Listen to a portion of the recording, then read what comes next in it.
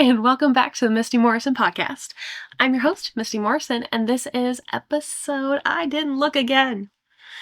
This is episode 63 of Pleaes.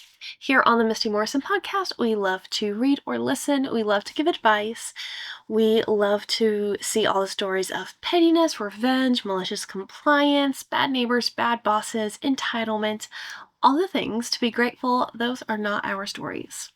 Before we get into our stories for the day, our usual housekeeping, whether you are new or returning, please remember to engage the content to help the channel grow. Every bit of engagement can help. Engaging online is completely free. If you are listening on podcast, please leave a 5-star review if you liked it. Anywhere else, give it a like, a heart, a thumbs up. Share it with a friend. Leave a comment with your thoughts on the stories down below, and subscribe for more. And hit the bell icon to be notified every time I post a new video. Before we get into our stories for the day, that was our usual housekeeping. He threw me off. Okay, into our stories for the day. Story number 1 is coming to us from r/neighbors from hell. Why do people who don't like children move into an apartment with a family already living there? This one is labeled vent/rant. I've rented a basement for 5 years and have a 7-year-old child diagnosed with ADHD and 2 dogs. It can get pretty loud at times. We are trying to keep him a bit more quiet, but some days are better than others. In September, a mother in her 60s to 70s and 30-something daughter moved in. Since then, nothing but issues, constantly complaining about my child's noise, doors slamming, and adults fighting. One of their complaints apparently, my child had a meltdown and then 2 of us stayed home all day with more yelling and playing.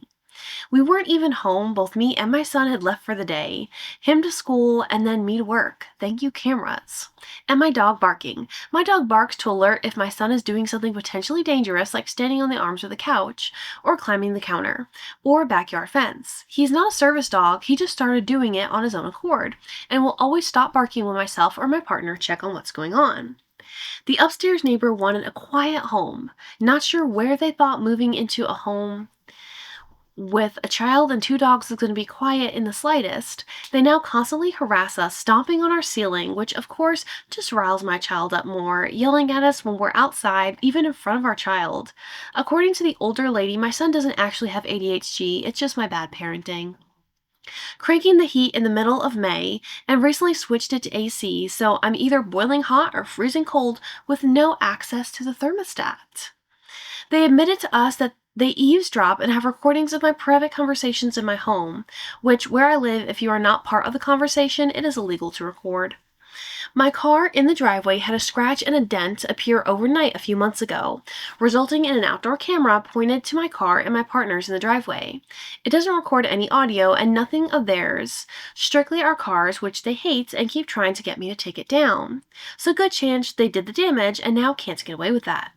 I swear they just enjoy complaining and making others' lives miserable. I even told her one day she didn't need to move in here. I was already here. She chose this place knowing we were here. I'm incredibly interested in what the setup is here, because if it's truly an apartment, you should have your own thermostat. How can they call it an apartment and the thermostat be in the other unit? That's not right. That's just so not right. Wow, this is a lot. If you can afford to move. Because this is too much to deal with, and it doesn't sound like your leasing agency, landlord, whatever, is willing to step in and help. At best, it seems like you need to file a complaint for harassment and document every single thing that they do. Yeah. Story number 2 is coming to us from r/neighbors from hell. Just let a girl sleep. This one is labeled vent/rant. I moved into a new apartment about 3 weeks ago, and it's been pretty hellish ever since. The first night, my neighbors next door started playing loud music at about 10 p.m. It continued until noon the next day. I talked to them and got the response, I'm 28 and just like to have my friends over. Cool. They do this like every night. If they go out, they leave at 11 p.m. and come back at 3 a.m. and wake me up. It's a studio apartment, and they've got about 10 people over there every night. Wednesday morning, after I moved in, about 4 of them had an altercation right in front of my door. They were wasted, yelling and falling all over the place, and pushing each other. It's been wild. I've been in apartments for over a decade, and I've never had issues like this before. Call the police. I've been documenting everything, and thankfully my landlord has been pretty responsive. They received a notice to cure a couple of days ago, which I was hoping would resolve everything, but they seriously can't be stopped. There were 10 people over there again this morning partying it up. It's so frustrating. I'm so tired. I wish I had their stamina, honestly, but then again, I don't do cocaine. Oh my goodness. Yeah. Call the police. If nothing else, they are disturbing the peace. But from like the altercations, yes, it's good that you're recording everything. It's good that your landlord's being responsive. But this is a bigger problem than just people being bad neighbors. This is a problem of people being bad people. Like your reason is I'm 28 and I just like to have my friends over. You're 28 and you should know to be considerate of other people. You chose to live in an apartment. They're disturbing the peace. They are probably breaking noise ordinances. Depending on where you live, they might be breaking quiet hours rules. And like when they're having those altercations, that is a major public disturbance. That is a safety issue. Every time they do something unsafe, noisy into the wee hours, call the police and at least get it documented on record. Yeah.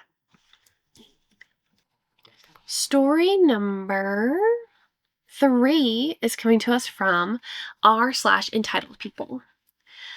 Sorry, folks, it's my neighbor's turn to use the sun. So, if we could all just bring in our washing and be more mindful of the apparent schedule, that would be great. I live in a block in Scotland, and we all have our own spacious gardens separated by 6-foot fences, and with that we all have our own washing line. No shared appliances either.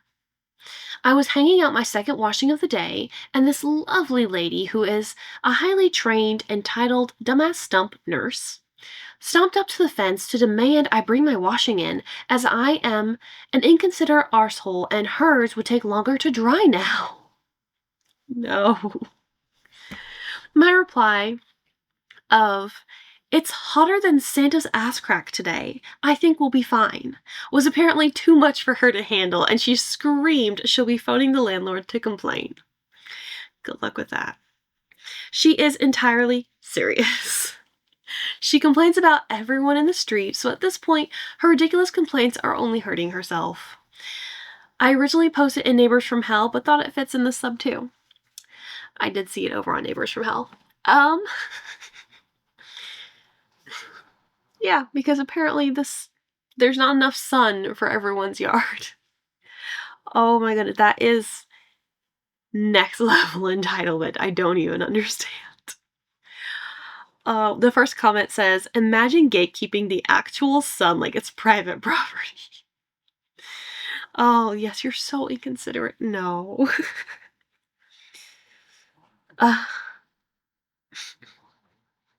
That's insane. Okay. Story? No. Oh. I forgot to give my second one a thumbs up, an upvote. Okay. Story number 4 is coming to us from r/entitled people.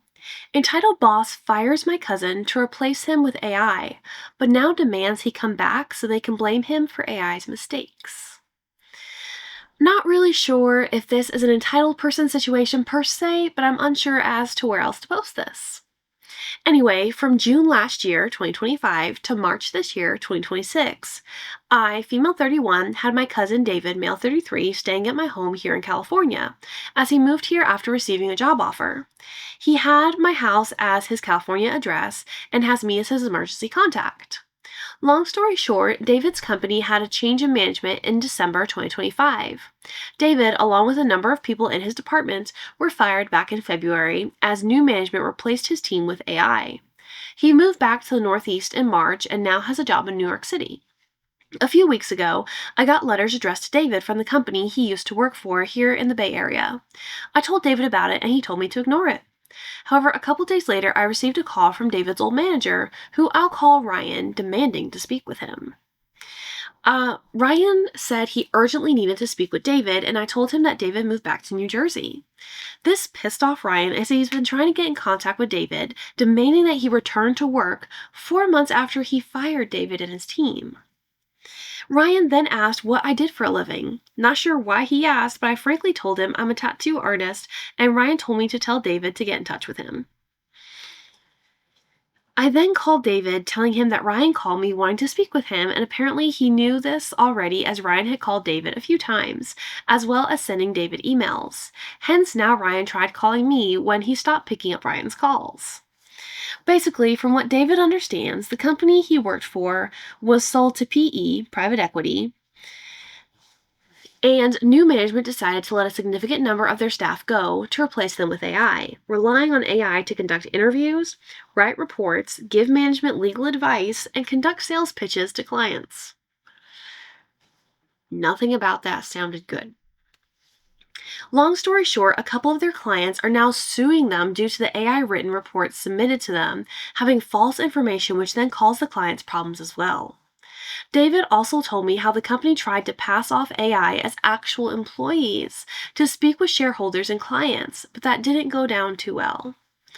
Case in point, the month before David was fired, so that'd be like January, he talked about how some clients flew in all the way from France to San Francisco in large part because they wanted to meet and speak in person to the analyst who wrote up a report or something like that, only for David's manager to bring the clients into a conference room where David's manager sat the French clients in front of a TV monitor, showing an interactive AI man who was the analyst that the clients can talk to.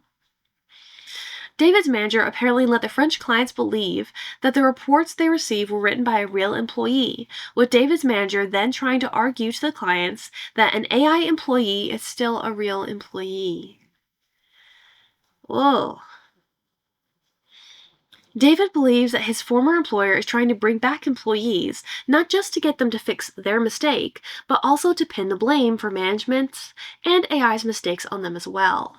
Sorry if this was more of just a rant of how ridiculous David's former employer was, but I'm more baffled at how David's manager fired him, replaced him with AI, and then has the chutzpah to try to demand that he come back to them just so they can pin the blame on him and get David and his team to fix their mistakes.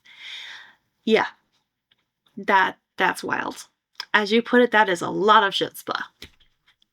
Chutzpah? Chutzpah? I don't know how to say that, but I like it. That I thought the last one was wild with the entitlement, but this is next level to actual. I want to know who these people are and how they made it through school with degrees, because how would you ever expect that an intelligent human being would speak to AI and actually believe it's a real person? Speak to AI, believe it's a real person, receive a report that had tons of errors in it, and still think a real person who had properly reviewed the files did that. Insanity. I use AI. I appreciate it. I like what it can do for us, but AI is not an end-all be-all. AI cannot replace people. People trained AI. AI cannot replace people in any capacity. AI can improve our workflows. It can speed up processes. It can assist us. But you can't trust AI to be 100% accurate. Insanity. Whew. Okay. Story number 5 is coming to us from r/entitled people. I don't know if I can do more entitlement today. I got angry at my best friend after he refused to use a festival ticket I bought him. I, early 30s, have had a dream for years of going to a music festival with my 2 best friends. Not even because of the lineup, but because of the experience itself. Camping together, drinking beer, doing stupid stuff, and making memories while we're still young enough to enjoy it. One of my friends has always avoided festivals. Every time I brought it up, he would come up with a reason not to go. He mostly listens to German Schlegler and other music that is completely different from what is played at festivals like this. Because of that, when I first asked him if he wanted to come, he said no. The thing is, I've always considered him a bit of a cheapskate. He is very reluctant to spend money on experiences, so I genuinely thought that a big part of the reason he didn't want to go was the cost. My idea was that if I bought him a ticket as a birthday gift, that obstacle would be gone, and maybe he would finally give it a chance. The ticket cost me almost $100. To my surprise, my other best friend actually agreed to go, even though he's usually difficult to convince as well. I was really excited because it finally looked like this thing I'd wanted for years was actually going to happen. Today, I created a group chat so we could start planning the trip. That's when my friend told me that while he appreciated the gift, he still wasn't going. He said he doesn't care about the artist and doesn't want to spend another $200 or so on camping gear, food, drinks, and everything else. I was honestly shocked, not because of the money I spent on the ticket, but because it felt like he wasn't even willing to make the slightest effort for something that was important to me. In my mind, good friends occasionally do things outside their comfort zone for each other. I've personally joined plenty of activities that didn't interest me at first, and some of them ended up becoming amazing experiences. What frustrates me even more is that instead of trying something new, he wants to go to the exact same local village festival he goes to every single year. Same people, same music, same routines. I just wanted us to create some new memories together before life gets in the way even more. I tried to convince him, but he wouldn't budge. Eventually, I got emotional, called him a narcissist, and we got into a huge argument. He ended up blocking me. Looking back, I know calling him names wasn't the right move, but I still can't understand how someone can refuse to even give something a chance when a close friend has been talking about it for years and even bought them a ticket. Okay, you posted in r/entitled people, but it sounds like you're not realizing that the entitled person here is you. You, OP. Because you're being so entitled, like you actually got mad and called him a name. He was right to block you. You got mad and called him a name and had an argument because he wouldn't agree to do something you knew before you bought the ticket that he didn't want to do. He never said yes. You just thought, oh, if I buy the ticket, he'll go ahead and do it. You said he has avoided festivals forever. Maybe his whole life. You said he avoids festivals. But somehow you thought because you wanted it, you're more important than him. You thought because you wanted it and you paid for it, he would go anyway. Do you even know why he avoids festivals? You said he doesn't like the music. But what if this is a safety thing?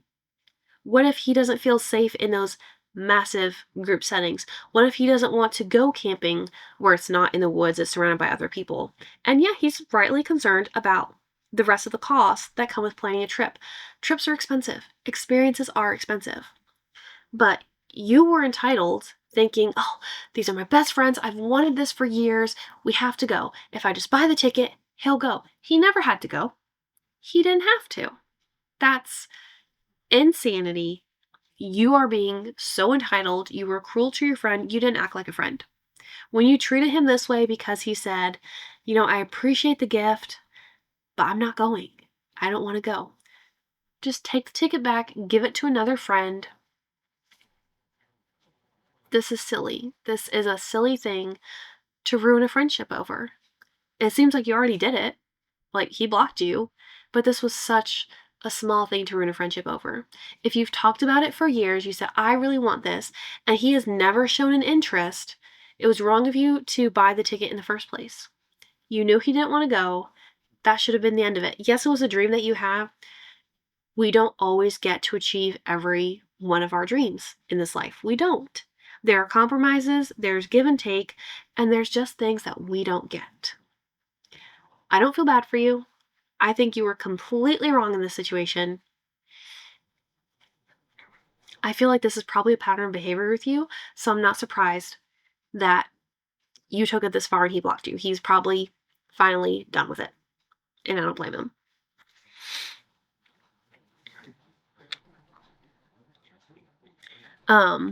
And the first comment, I could see it. The first comment said, first time I've seen someone call themselves out on their own entitlement. Well done, you. In order to make this post, you must have realized trying to force someone into doing something they have clearly expressed no interest in is a poor decision.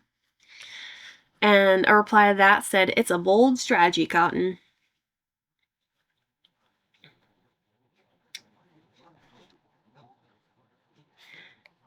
And then there's another comment that OP replied to. This other comment says, "Stop buying others' tickets. If they want to go, they will pay right away or buy their own." OP replied and said, "Is it really that crazy to do something for someone else once in a while?" Yes, but not if it's something, well, no, it's not that crazy, but not if it's something that you're not comfortable doing. OP continues, "To spend a weekend helping your best friend fulfill a wish that means a lot to them? He knows how much this means to me and how often I've talked about it. There was also a time when he wanted to see an artist in another city, which meant an overnight stay and a long train ride, and I said yes, even though I wasn't that excited about it myself. I did it because he's my friend, and I thought it would make him happy to have someone go with him. I just don't understand why other people can't do the same for me." He didn't owe you this because you did this other thing for him with this overnight trip, this artist, this train ride. It's not a one for one. He didn't owe you this. Like, you chose to do that for him. You could have chosen not to. You could have chosen not to go. You didn't. You chose to go. He does not now owe you a trip in return. It would be great to spend a weekend helping a best friend fulfill a wish that means a lot to them if it was something that you wanted to do and that you were comfortable with too. Your friend wasn't. Let it go. You're being entitled. You're being ridiculous. And someone else replied to OP's comment and said, "You didn't do something for him. You did something for you that involved him." And OP replied, "No, that's not entirely true. Sure, I wanted him to be there, but what mattered much more to me was that I wanted him to realize how awesome it is to camp at a music festival, get drunk, and meet new people, because I honestly know he would love it if he just gave it a chance. Don't you understand that?" Again, you're not understanding your entitlement. You are trying to force someone to do something that they're not comfortable with it. You're saying what mattered more than him being there is that you, again, you wanted him to realize how awesome this experience is. Maybe he's a different person than you, and this experience would not be awesome to him. People are different. Maybe he doesn't enjoy the big crowds. You do. Maybe he doesn't want to get drunk and meet new people. Okay, you do. That's fine. You two are not the same and you are not compatible to travel together. Then someone replied to that comment and said, "That's still for you. You wanted him to change his mind about music festivals because you enjoy it. He is not you. He didn't want a chance to enjoy it. You disregarded what he told you and what he wants because you think you know better." Exactly. Okay, I'm going to read the rest of this thread. Someone else replied to that and said, "This is the lesson that you will have to accept even though you don't understand. And the lesson that sometimes we will have to accept things we don't understand." Yes. Next comment says, "Why did you frame it as a gift for your friend then?"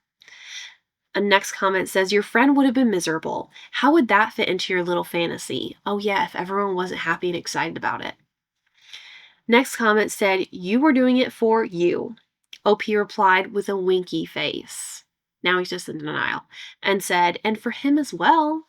No, it was entirely for you. Last comment says, "Nope, nothing was for him. You didn't consider his wants or feelings at all. This was an entirely selfish gift." Yeah. OP, you suck. As a friend, you suck. Because you tried to force your friend to do something that he made very clear he didn't want to do. You tried to change him. Let's see. Okay, we are going to read a palette cleanser. I don't know why I feel like we tend to need more palette cleansers on Petty Please than we do on Was I in the Wrong? Oh, this one's a long one. Okay, here's a short one. Story number 6 is coming to us from r/random acts of kindness. An emotional girl stopped me in the street and asked for a hug. I just thought of this and wanted to share because I haven't stopped thinking about it, and it's been over a half year since it happened. I was out with a big group on Halloween in a big city, so it was very busy. Streets filled with drunk people. I'm 24 for reference. Live streamers out, bars lined around the block. Anyway, I'd like to think I picked good friends, so my friend brought his friend to our group for Halloween. Anyway, we were walking to our next location, and some girl in a group of girls stops me and looks like she's on the verge of tears and says, "Can I have a hug?" And I felt so emotional in that moment, and I hugged her and told her she's beautiful and everything will be okay, and then she went on her way. My friends commented on my kindness, and that whole interaction just made me so happy. I enjoyed being validated, but I also got so much pleasure from helping that girl feel better. Maybe it's selfish, but I feel so much joy making others feel joy. Maybe I do it to make myself feel good, but I really love that moment, and I don't think I'll ever forget it. And the first comment says, "Never downplay the importance of waking happiness in others and yourself. You were the right person at the right time. And she wasn't a pickpocket, so all good, yeah, for you." Yeah, I don't know if I could have been that kind person. In a group setting, it was probably okay, but I'm so distrustful and I get so paranoid. Like, if someone just randomly like picked me out of all the people there and walked up and said, "I need a hug," I would have been worried that they were gonna pick my pocket or stab me with some kind of drug or something. I don't know. I don't trust people. Okay, that is 6 stories for this week's episode of Petty Please. This was a good one. Thank you so much for being here for another episode of the Misty Morrison Podcast. Remember, start each day with a grateful heart. Kindness changes everything, and I'll see you guys next time. Bye.